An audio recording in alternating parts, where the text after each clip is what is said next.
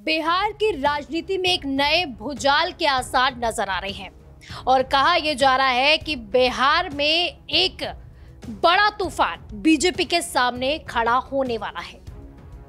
2025 से पहले, new year से पहले ये तूफान जो है बीजेपी को ले डूबेगा। इस तरह की खबरें चलनी शुरू हो गई है। इसी पर हम बात करेंगे आखिर क्या है वो तूफान और क्यों हम ऐसा कह रहे हैं कि बीजेपी के लिए जो न्यू ईयर है उससे पहले ही एक बड़ा तूफान और भूचाल उनका इंतजार कर रहा है। नमस्कार, मैं हूं बबीता और आप देख रहे हैं इंडिया 27। दरअसल नीतीश कुमार को लेकर आप अक्सर ही ये खबरें सुन रहे होंगे कि नीतीश कुमार पाला बदल सकते हैं। ये खबरें आजकल सुर्खियों में बनी हुई है, लेकिन इसी बीच जिस तरह से अमित शाह को लेकर एक बवाल पूरे भारत में देखने को मिल रहा है, जब से उन्होंने अंबेडकर को लेकर जो है बयान दिया उसके बाद से जो है सियासी भूचाल सा आ गया है और उनके खिलाफ लगातार विपक्ष विरोध कर रहा है। लेकिन इसी बीच कहा जा रहा है कि जो उनके सहयोगी दल भी है अब असहज हो चुके हैं।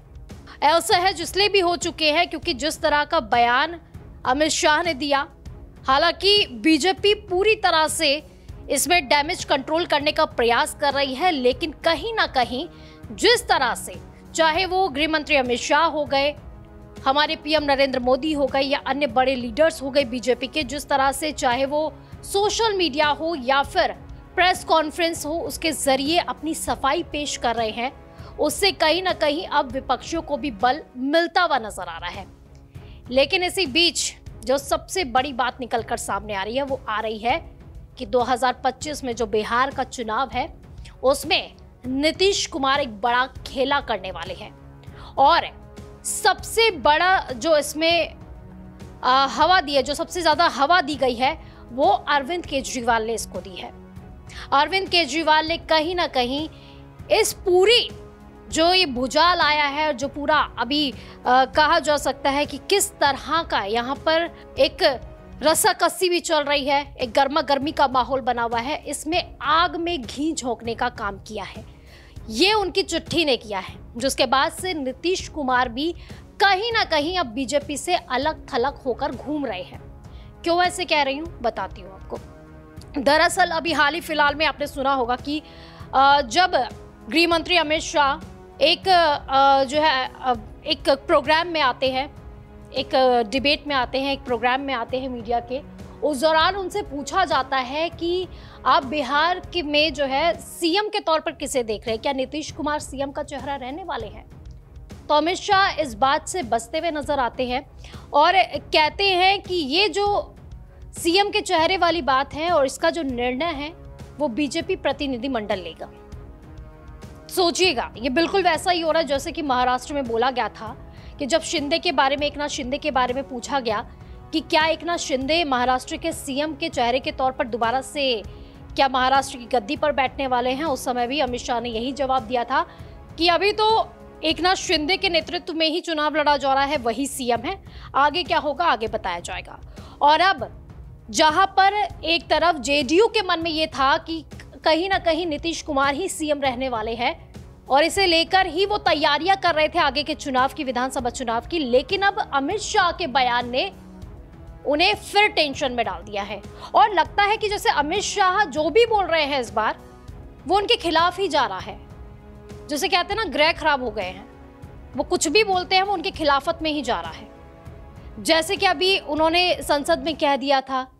डॉक्टर भीमराव अंबेडकर के बारे में उन्होंने एक बयान दिया, उसके बाद जो है उनके खिलाफ वो सारी चीजें चली गई, बीजेपी के खिलाफ वो सारी चीजें चली गई और फिर देश में उनके खिलाफ विरोध भी होने लगा।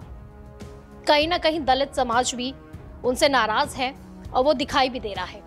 और वैसे ही अब एक और बार जब उनसे एक इंटरव्यू में पूछा जाता है कि आखिर बिहार की राजनीति में सीएम चेहरा कौन रहने वाला है,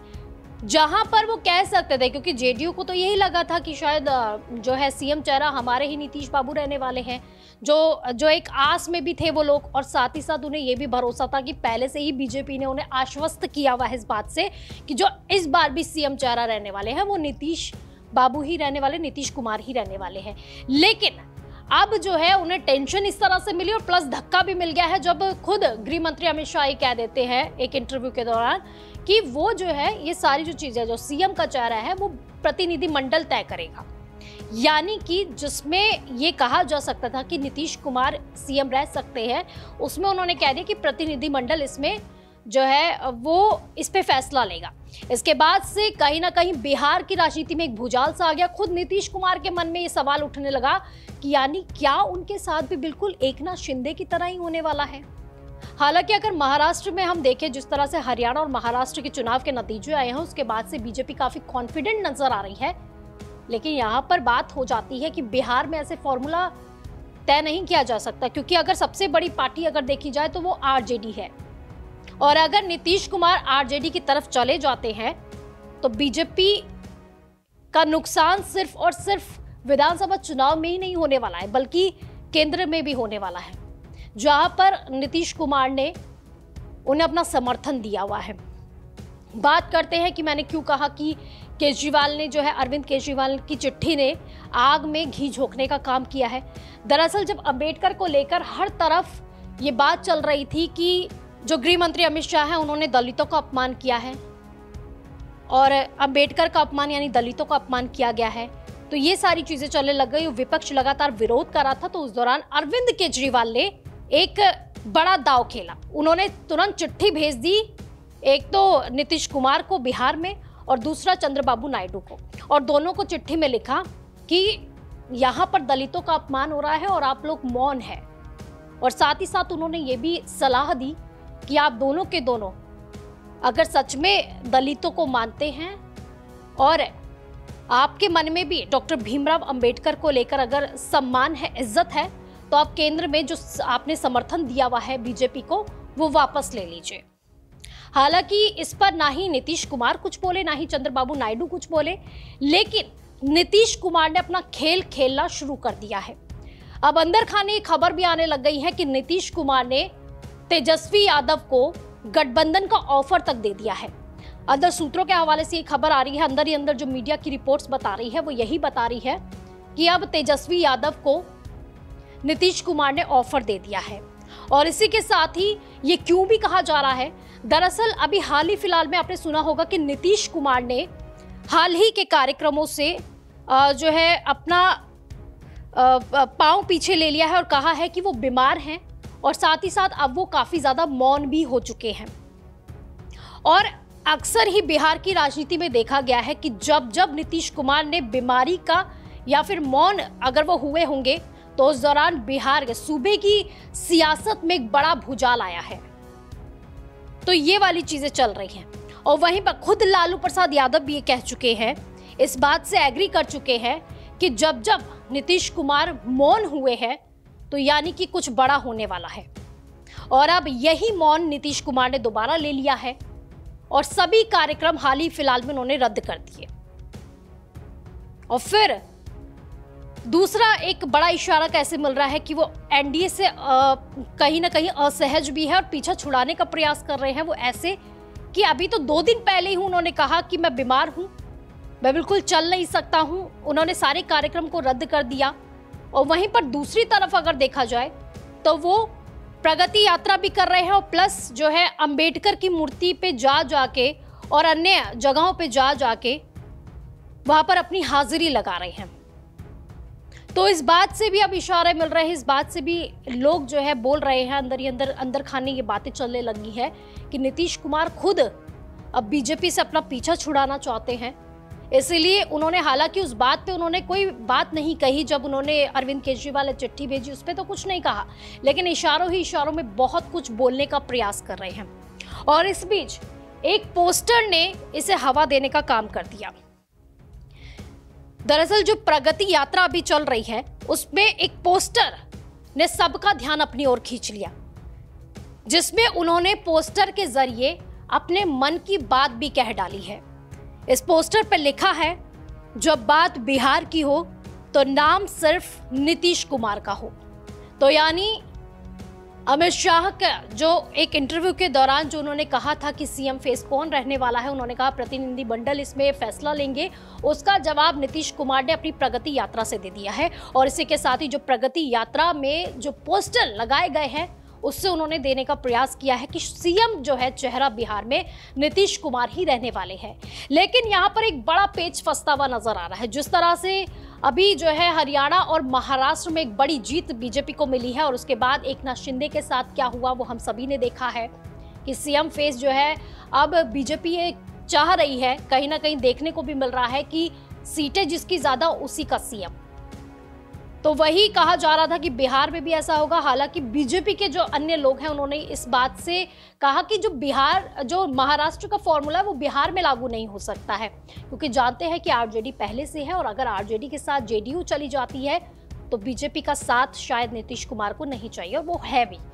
शायद नहीं पक्का नहीं चाहिए वो। और दूसरी ये बात हो जाती है कि लेकिन यहाँ पर पेच कैसे फंस रहा है नीतीश कुमार के सामने। एक तरफ बीजेपी ये जानती है कि अगर बिहार में,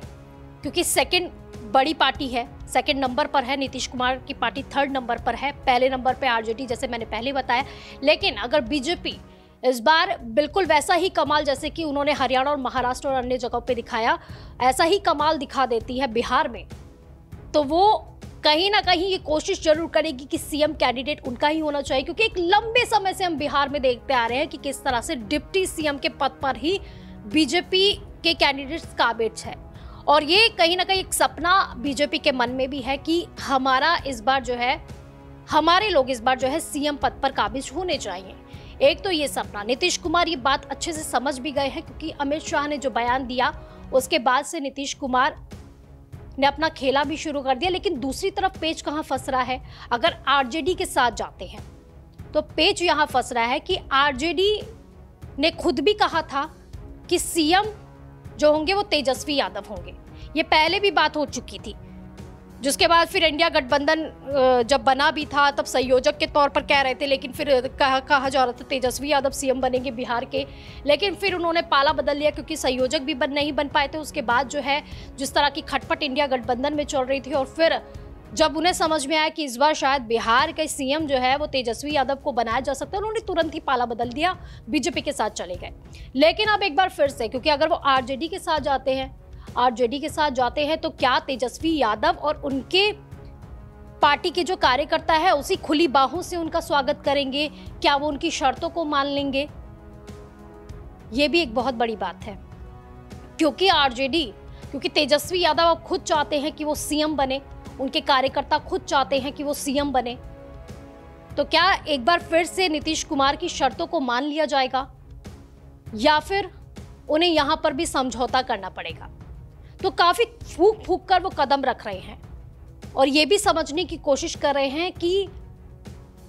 कहीं ना कहीं उनके खिलाफ भी चीजें जाती नजर आ रही हैं। आपका क्या कुछ कहना है इस बारे में जरूर कमेंट करें, और हाँ, चैनल को सब्सक्राइब करना बिल्कुल ना भूलें। नमस्कार।